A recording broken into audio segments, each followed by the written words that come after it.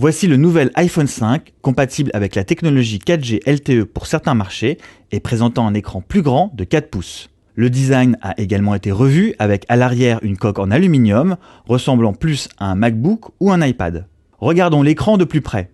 L'écran Retina présente une résolution de 640 par 1136 pixels. Il passe à 4 pouces contre 3,5 auparavant et adopte un aspect 16/9 complet.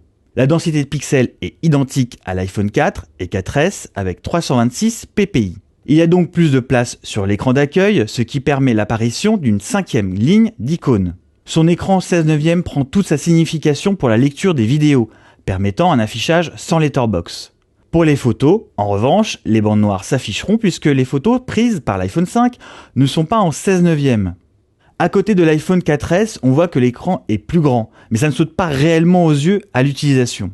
Avec la technologie 4G LTE, l'affichage des données est beaucoup plus rapide, et il y a même de grandes chances pour que ce soit plus rapide qu'avec votre Wi-Fi à la maison. Une techno 4G non compatible avec les fréquences françaises en cours de déploiement, l'iPhone 5 est tout de même compatible DC-HSDPA avec 42 mégabits seconde théorique, de la 3G++ dans les zones couvertes. L'iPhone 5 est plus fin et plus léger que l'iPhone 4S, 18% plus fin, 20% plus léger. Quand on l'a en main, on sent vraiment cette légèreté. L'autonomie de la batterie est plutôt bonne, avec une utilisation toute la journée, et avec la 4G LTE qui est pourtant plus gourmande en batterie. La caméra arrière a toujours un capteur de 8 mégapixels, rétroéclairé, avec un flash LED.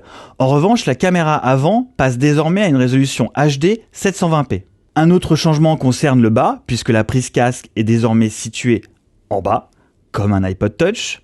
Les haut-parleurs ont également été reconfigurés. Et au milieu, on trouve le nouveau et controversé connecteur Lightning. Plus petit que son prédécesseur, il se branche dans les deux sens et beaucoup plus facilement. En revanche, pour les accessoires, comme les enceintes dock par exemple, il faudra prévoir un adaptateur payant. À l'intérieur, on trouve une nouvelle puce A6 qu'Apple garantit 2 fois plus rapide que la puce A5 de l'iPhone 4S. Il est aussi doté d'iOS 6 qui présente de nouvelles applications comme Maps. On peut naviguer dans des villes modélisées en 3D. Par contre, Google Street View disparaît. On trouve également l'application Passbook qui permet de stocker ses cartes et billets. L'iPhone 5 ne dispose pas de la technologie NFC. Ce nouvel iPhone ne présente pas réellement de nouveautés qui vous fera hurler dans les Apple Store. Mais sur le marché des smartphones, son nouveau design et ses nouvelles fonctionnalités permettent à l'iPhone 5 de se mettre à niveau face à la concurrence.